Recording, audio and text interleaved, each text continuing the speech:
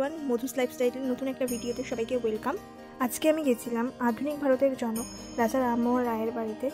রাজা রামমোহন রায় সম্পর্কে আমরা অল্প বিস্তর সবাই জানি, ওনার অবদান সম্পর্কেও আমরা জানি। আর যদি সবটা জেনে নাও থাকি, আমরা গুগল থেকে জেনে নিতে পারবো। কিন্তু যেটা জানি না সেটা হলো উনি কোন বাড়িতে থাকতেন, ওনার ব্যবহার্য জিনিসগুলো কেমন ছিল এবং ওনার বাড়ির ব্যালকনিতে দাঁড়িয়ে থাকার ফিলিংস ঠিক কেমন, সেগুলো জানার জন্য অবশ্যই আসতে হবে ওনার এই বাড়িতে। আর ওনার এই বাড়িটি অবস্থিত উত্তর কলকাতার গিরিশ পার্ক মেট্রো স্টেশনের কাছে। এই বাড়িটি সিমলা বাড়ি নামেও পরিচিত। এই বসত বাড়িটি 1815 সালে তিনি বানিয়েছিলেন, যেটি বর্তমানে রামমোহন রায় মেমোরিয়াল মিউজিয়ামে পরিণত। ইঞ্জিনের কত? 30 টাকা, ছবি জন্য তুলুন তাহলে 50 টাকা, ওখানে লেখা আছে দেখে নিন। মিউজিয়ামটি খোলা থাকে সকাল 11টা থেকে বিকাল 4:15 পর্যন্ত। পার হেড 10 টাকা করে টিকিট কেটে আমরা চলে গেলাম উপরে, যেখানে রাজা রামমোহন রায়ের পোশাক আশাক এবং অন্যান্য ব্যবহার্য জিনিসপত্র সংরক্ষিত করে রাখা হয়েছে।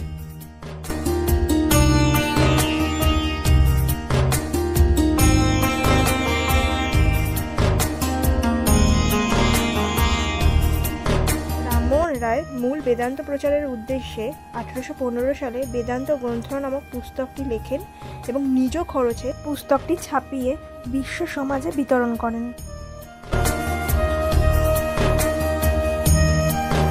76 কাঠা জমির ওপর তিনি তার এই বাড়িটি তৈরি করেছিলেন এবং জমিটি কিনেছিলেন মাত্র 15,000 টাকা দিয়ে। এবং 1815 সাল থেকে তিনি স্থায়ীভাবে এই বাড়িতে বসবাস করা শুরু করেন।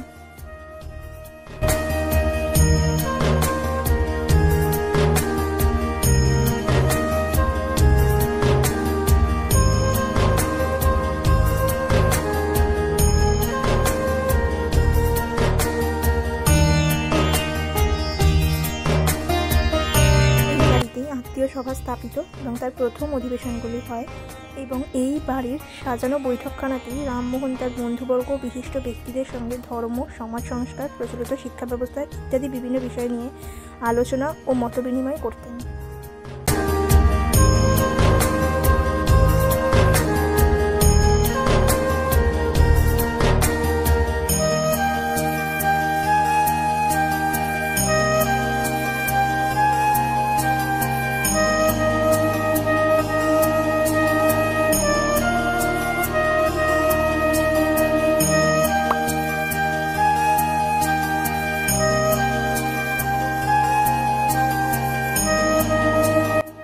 কলকাতার বুকে কত ইতিহাসই না লুকিয়ে রয়েছে, অবশ্যই এখানে একবার ভিজিট করবেন এবং ভিডিওটি ভালো লাগলে লাইক, কমেন্ট অ্যান্ড সাবস্ক্রাইব করে দেবেন।